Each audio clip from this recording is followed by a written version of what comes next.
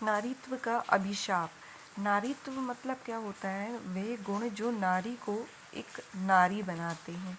कौन कौन से गुण? जैसे संयम, सहनशीलता, है ना, फिर आत्मदान, बलिदान, त्याग, संयम, कोमलता, ये सब नारी के गुण होते हैं, है ना।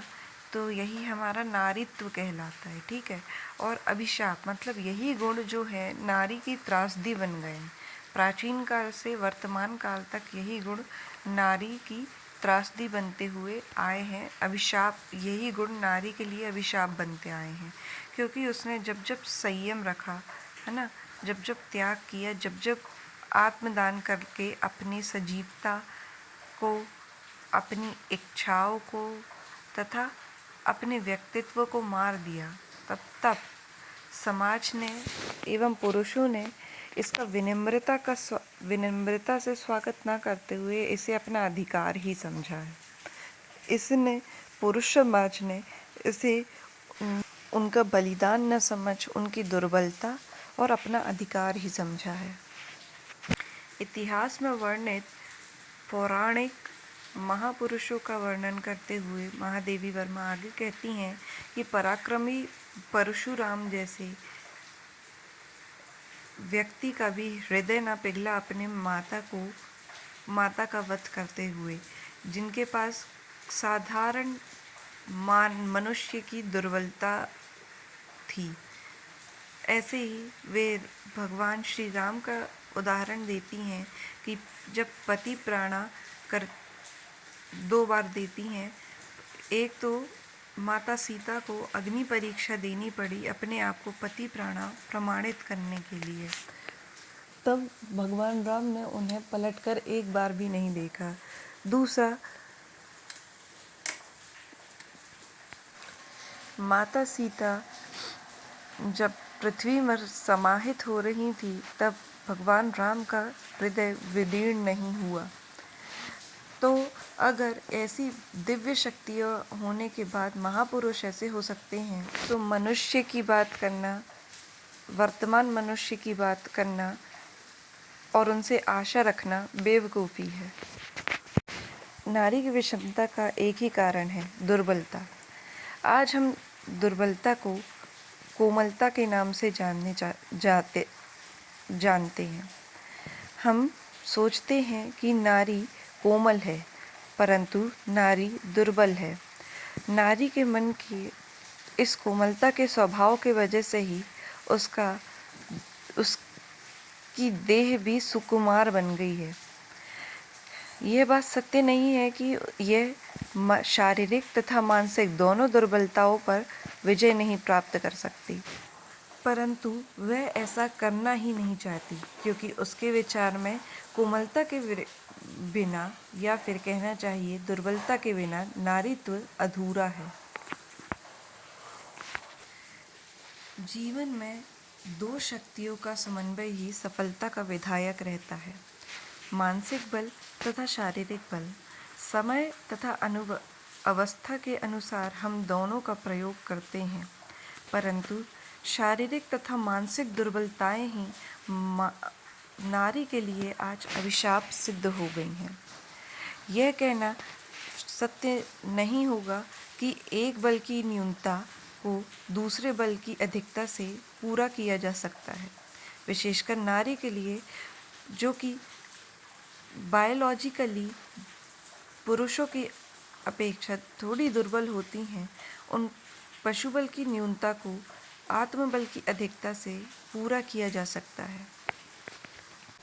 उदाहरण के लिए महादेवी जी कहती हैं कि नारी ने कभी अस्त्र शस्त्र चलाकर युद्ध भी करे हैं, जिनमें पशुबल की प्रधानता होती है, तथा बिना अस्त्र के या बल प्रदर्शन के असंख्य विपक्षियों से घिरी रहकर भी अपने आत्मसम्मान की रक्षा करी है, जैसा आत्मबल, जिसमें आत्मबल की प्रधानता होती है। नारी ने कभी अपनी शक्ति को जाना है और कभी नहीं जाना, और वर्तमान युग में नारी के अपनी शक्ति को ना जानने की एक करुण कहानी है। उसकी वर्तमान दशा तथा अतीत की दशा में अंतर इतना है जितना गौरववती के जोहार व्रत और बलात् लाठियों से घेर घार कर पशुबल के समान झोंकी जाने वाली नारी के अग्नि प्रवेश में। अर्थात पहले नारियों का अपना स्वयं का विचार तथा स्वयं का दृढ़ संकल्प होता था कि अपनी आत्म सुरक्षा तथा अपने सम्मान को बचाने के लिए वे अग्निकुंड में प्रवेश कर लेती थी, परंतु आज की स्त्रियां अपनी मर्जी से कुछ भी नहीं कर पाती हैं तथा अपनी मृत्यु पर भी उन्हें दूसरों के इशारों पर चलना होता है। हमारे समाज ने नारी को केवल एक पाषाण प्रतिमा जो सर्वदा एक रूप एक रस जीवित मनुष्य के स्पंदन और कंपन और विकास से रहित होकर जीने की आज्ञा दी है। अर्थात नारी को कभी मनुष्य नहीं समझा गया है, नारी को केवल नारी समझा गया है जिसके पास केवल एक रस एक रूप और मनुष्य के स्पंदन क्रंदन कंपन से वह दूर रहेगी, उसके रहित होगी, उसके विकास से वह रहित रहेगी। और जब युगों से ऐसे ही जीवित का प्रयास करते करते नारी निर्जीव सी होती है तो इसमें लेखिका को कोई आश्चर्य की बात नहीं लगती। हम जब अपने अपने किसी अंग का उसकी शक्ति से अधिक कार्य ले लेते हैं तो वह शिथिल और संज्ञाहीन सा पड़ जाता है। ऐसे ही नारी भी अपनी शक्ति से अधिक देकर और अपनी सहन शक्ति से अधिक त्याग कर संज्ञाहीन हो गई है।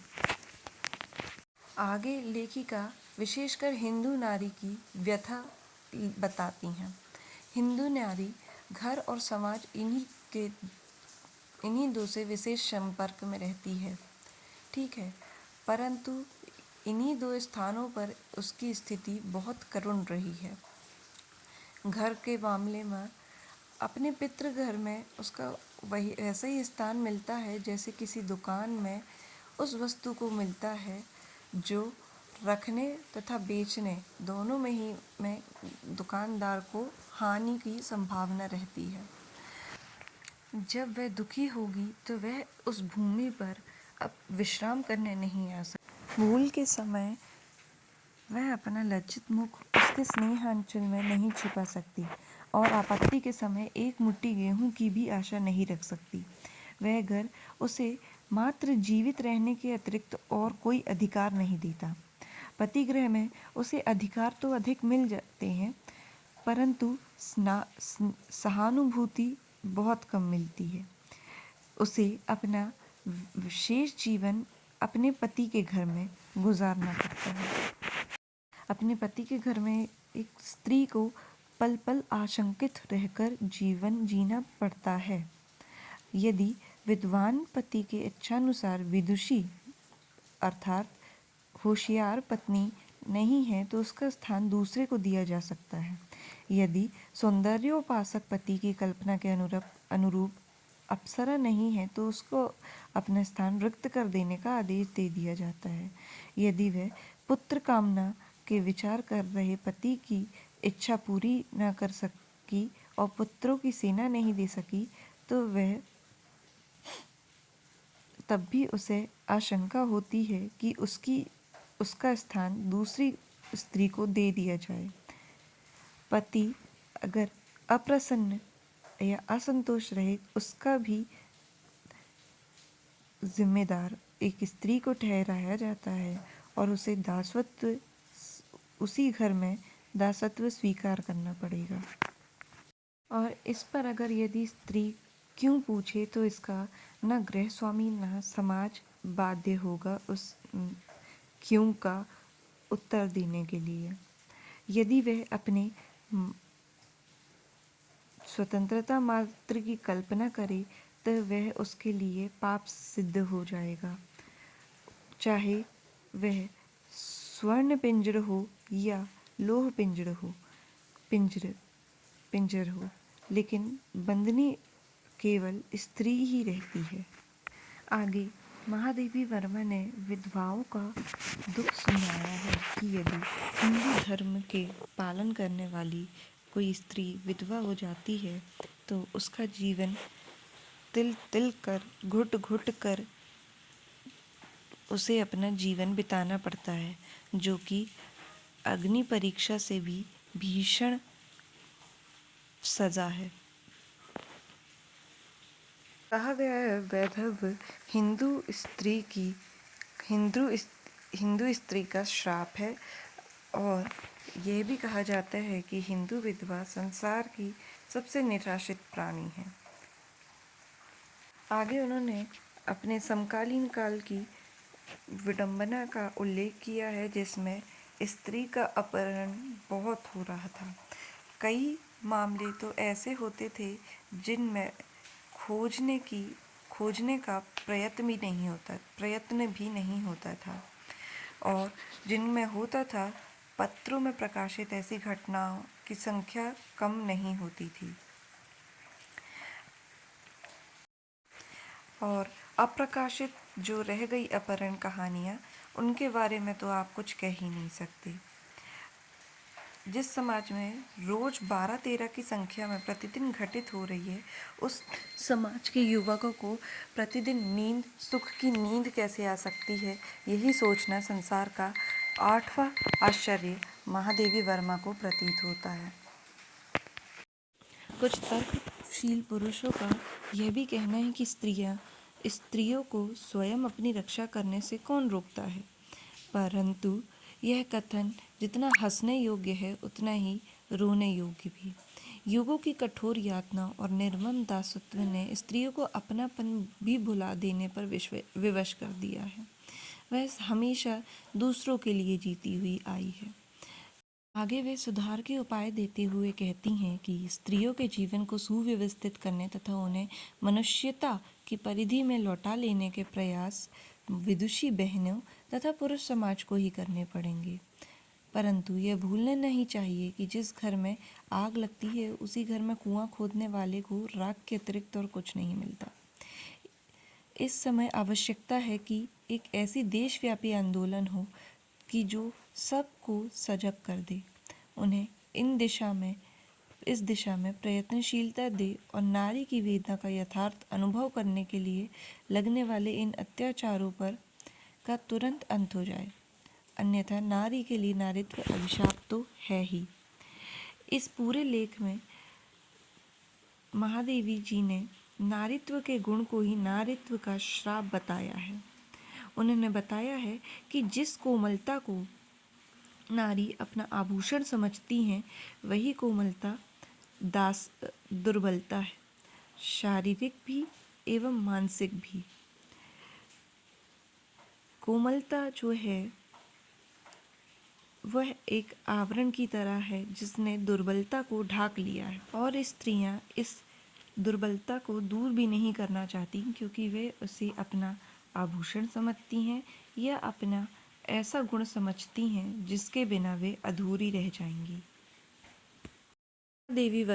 महादेवी वर्मा का जन्म 1907 में फर्रुखाबाद उत्तर प्रदेश में हुआ, और उनकी कर्मभूमि इलाहाबाद में 1987 में उनकी मृत्यु हुई। वह आधुनिक मीरा के नाम से भी प्रसिद्ध हैं तथा छायावाद के युग की 4 स्तंभों में से एक महादेवी वर्मा जी भी थीं। वे अपने बाल्यकाल से ही एक मेधावी छात्रा रहीं। इन्हें चित्रकला, प्रकृति, पाक कला तथा अनुवाद में विशेष रुचि थी। इनकी शिक्षा इलाहाबाद में हुई। इन्होंने स्नातकोत्तर संस्कृत से किया, इलाहाबाद विश्वविद्यालय से। फिर बौद्ध दीक्षा लेने के बाद ये भिक्षुणी बनना चाहती थी, परंतु महात्मा गांधी के संपर्क में इन्होंने शिक्षा तथा शिक्षण का रास्ता चुना और प्रयाग में प्रयाग महिला पीठ की स्थापना करी तथा आखिरी समय तक वहीं काम करती रहीं। महादेवी वर्मा को हिंदी की सर्वोच्च कवयित्री के रूप में भी जाना जाता है, परंतु उन्होंने अन्य विधाओं में भी अपना उत्कृष्टता प्रदान की है, जैसे कहानी, लेख, निबंध। आज जो हम पढ़े हैं वह उनका एक निबंध है, जो कि श्रृंखला की कड़ियाँ से लिया गया है। महादेवी वर्मा को पद्म भूषण, पद्म विभूषण मरणोपरांत तथा साहित्य की दुनिया में सर्वोच्च सम्मान ज्ञानपीठ पुरस्कार भी मिला है।